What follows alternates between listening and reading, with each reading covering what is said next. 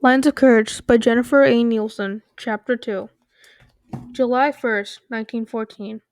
The train journey home took 3 days, and even when they finally set foot in Lemberg, Felix still felt as if he were looking at a world through someone else's eyes. If it was someone else who had seen the assassination, not him. Someone else who had the chance to warn the Archduke, but only stood back, mute and helpless, not him. He felt rel- relieved to live for so far from Vienna, the Empire's capital city. Surely the uproar over the assassination must be greater there. Here in Lemberg, much farther east, things were quieter.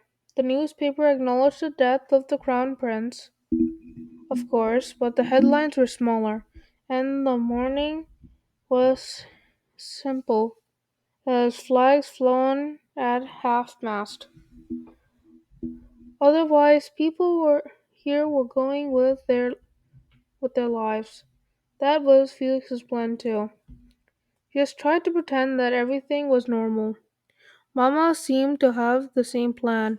As soon as they arrived home, she offered them warm hugs. She said, "Go upstairs and clean up from your journey. We have company arriving soon after arriving soon for supper." "What's company?" Papa asked. "Parties are inappropriate as soon after the Archduke's death." "It's not a party. It's a quiet dinner with old friends. Major Drelser has been touring the area after with his family while he is on military leave. They have come all the way from Germany. We cannot cancel on them now." "No, I suppose not." Papa turned to Felix. Do, do as your mother says, clean up. The Drelsers have a daughter a little younger than you. A girl named Elsa, I believe. I'm sure the two of you will get along fine while the adults talk." Getting along with some girl Felix had never met before was the last thing he wanted. He would have much rather sat with adults for supper to hear their thoughts about the assassination. It's all that it's all that everyone on the train had talked about on the way home. Several of them had mentioned war, but there was nothing he could do. When evening came, there wa- there he was in the parlor room, starting at Elsa, an 11-year-old girl with brown curls that bounced when she talked, and she was starting back at him with wide, curious eyes.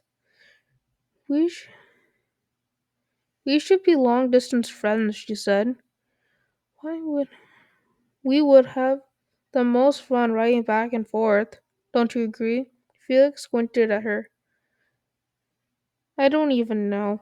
Not yet. She twirled a coil of her hair around her finger. What do you like to do? I, he tried. He liked to read, but he hadn't read a single page in the last few days. He had been fascinated with automobiles once, but now he didn't care if if he ever saw one again. "I raise carrier pigeons," she said, apparently unaware that Felix hadn't answered. "I trained them too." "Oh." He truly didn't care, but he needed to have some conversation. So he asked, "Why?" Elsa leaned forward. "Why? Because they are the most amazing animals. My father says they are most useful in the war." Elsa said most a lot. Felix wondered about using the word too, as in, "You are the most talkative girl I've ever met," or You are making me the most annoyed. But even if he had said something, he'd he'd have just talked right over the top of his words. Soldiers keep the pigeons in baskets and take them to battle. When they need to send a message back to base, they simply attach it to the pigeon's leg, then release it. No matter where it is, the pigeon will find its way home, even if the pigeon's home is moved to a different location. The pigeon will still find it. It's not. Isn't that the most? Isn't that the most amazing? It was a little amazing, Felix had to admit. My father says our scientists have even developed a camera that the pigeon can wear. It can fly over enemy territory and take pictures. Now that is the most amazing, I agree, Felix said. Anyway, I brought you one of my birds, Elsa said. My favorite bird, actually. I named him Wilhelm, after our Kaiser. Isn't that the most funny thing? No, it really wasn't. He asked, what am I supposed to do with a homing pigeon? I already told you, if we are friends, we should write letters to each other. So maybe in a few weeks you could use Willem to send me a letter.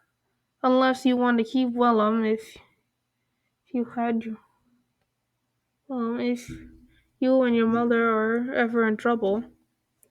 When your father goes off to war, Felix's heart leapt into his throat. Why would he go to war? Elsa tilted her head as if the answer was obvious. There must be a war. After the assassination, my father saw you says you were there. That you saw the assassination yourself. Is that true? Felix's eyes shifted toward the doors of the dining room, wishing they were open so he could escape through them. He searched his mind for any reason to leave, anything at thing at all, but now his head was filled again with what had been what he had seen back in Salhero. He shrugged and said, I don't want to talk about it. She clearly did. How can you say that? That is probably the most amazing thing that will ever happen in your life. What if she What if she was right? What if that horrible day turned out to be the greatest day of his life? Would the rest of his life be empty and boring by comparison? Elsa wasn't finished.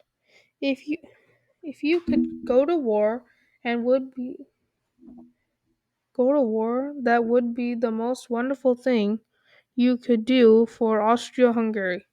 But of course, the war should be over by Christmas, long before you're old enough to join. That was interesting. Felix looked up. I think the same way. Serbia rarely shows up on the map compared to our empire. Of course, the war wouldn't last long. Elsa shook her head. That would change. That would change, of course, if Russia decides to fight with Serbia. Russia has the largest military in the world. But she quickly added, if war comes, Germany will join you. She leaned closer to him and whispered, truthfully, I think most of the German officers want war. Papa, Papa says we are ready and will have our victory. Because Elsa's father was a major in the German army, she probably knew more than most about what might happen if war began. That led Felix to another thought, one that brought that familiar pinch back in his gut. Was also right that Papa would have to go to war. If so, he'd likely be sent to the front lines of the battle. Jews weren't given rank. that kept him away from the fighting. Felix added that to the list of things he never wanted to think about. He tried again to defend his empire. Austria-Hungary is the strongest empire in all of Europe. We've lasted for hundreds of years already. We don't need Germany's help to defeat Serbia. Elsa waved the idea with one hand. Just because your just because your empire is old does not mean it's strong. See here, I'll show you how my mother explained it to me. She nodded at a game table in the far corner. Do you have cards in there? She stood and retrieved the desk. He stood and retrieved a deck of cards from the drawer in the table, and then gave them to Elsa. She divided the cards into four piles, which she set on the table. She said, Europe has always been a land of empires. No? Can you name the four empires in Europe now? He hesitated, not wanting to start with the obvious. She, so he began with the British Empire. Elsa nodded. She picked up four cards and laid them on their sides in a square, then placed the other cards on top of the square, creating a small card house. They they'll be on Russia's side and Serbia's, and they are strong, but mostly because of centuries. Oh, mostly because for centuries they had the finest navy in the world. Germany has a navy too, but we also have airships that the world has never seen before. We have new weapons, enormous weapons. This will be a war beyond anyone's imagination. A shudder rose through Felix. Elsa spoke as if the idea war was almost exciting to her. The Second Empire? Elsa asked. The Russian Empire. Elsa made another card house for Russia, though this one was twice as large as Britain's. As she worked, she said, Russia has an enormous army, and their TSR is unpopular, and, and his hold on the throne is not good. Now, do you know the Third Empire? Your home, Germany. Elsa built the third house of cards. My father says that Germany has never been stronger. We are we are the only empire that is prepared to fight in this century while the others still live in the past. Do you know the Fourth Empire? The answer to this question was obvious. Felix said, My own, Austria-Hungary. Yes. Now do you think you are strong enough to challenge Serbia in the war? But I will show you the problem. This time, the House of Cards was also built many smaller squares, all of them separate from one another, connected by a single roof. Your empire is made of several small countries, all controlled by one Kaiser. Each country has a different language and religion and culture. Worse still, all the countries hate one another. In fact, there is only one thing they agree on, and that is who they hate the most. Felix frowned. They hate our Kaiser. They hate the rules over them. His mind drifted again to Bosnia, and the way the people had glared at the Archduke as he passed by. Did all the countries within the empire feel the same way?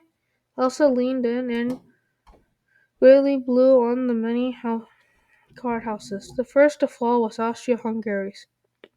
She glanced up at Felix. If there is war, That is the most likely outcome for your empire. That is why you need Germany's help.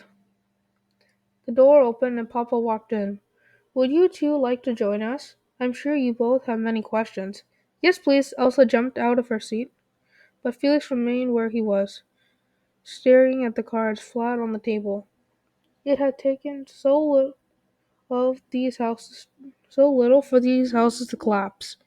What if Elsa was right, and this was the future for Austria-Hungary? What if this was the future for all the empires? All that remained was to wonder who would have who would be left when the last card fell. Elsa glared back at the fallen cards, then looked over at Felix. And that is why I am leaving one of my homing pigeons with you. The end.